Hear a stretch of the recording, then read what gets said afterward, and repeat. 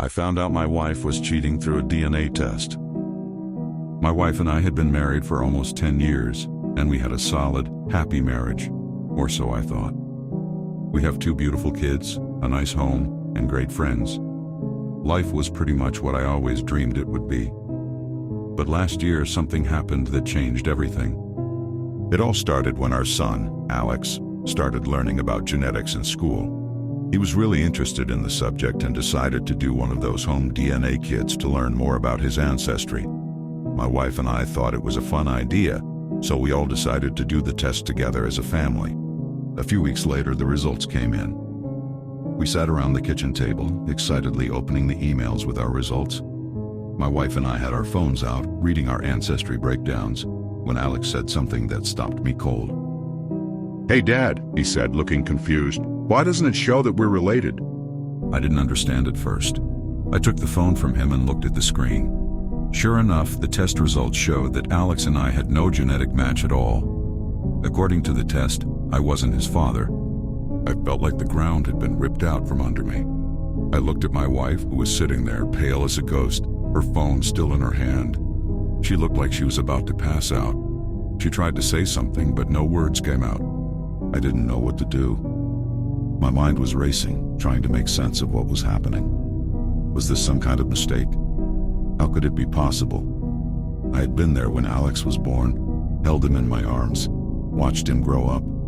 He was my son, wasn't he? Finally, my wife broke the silence. She confessed, tears streaming down her face, that she had an affair early in our marriage. It was just a one-time thing, a mistake she had buried deep down and never wanted to think about again. But now, the truth was staring us in the face, and there was no escaping it. I was devastated. I couldn't believe that the woman I had trusted with my life, the mother of my children, had betrayed me in such a way. And now, I was learning that the boy I had raised as my own wasn't biologically mine. I didn't know how to process it. For days, I couldn't even look at my wife. I stayed in a hotel, trying to wrap my head around everything. My heart was broken, and I didn't know if I could ever forgive her. But there was one thing I knew for sure. I loved Alex. Nothing could change that. He was my son, and I was his father, no matter what the DNA test said. After a lot of soul-searching, I decided to return home. I sat down with my wife, and we had a long, painful conversation about everything. She was remorseful, full of apologies and regret. She told me that she had never said anything because she truly believed Alex was mine. She had hoped to take the secret to her grave, but now that it was out, she wanted to do whatever it took to rebuild our marriage.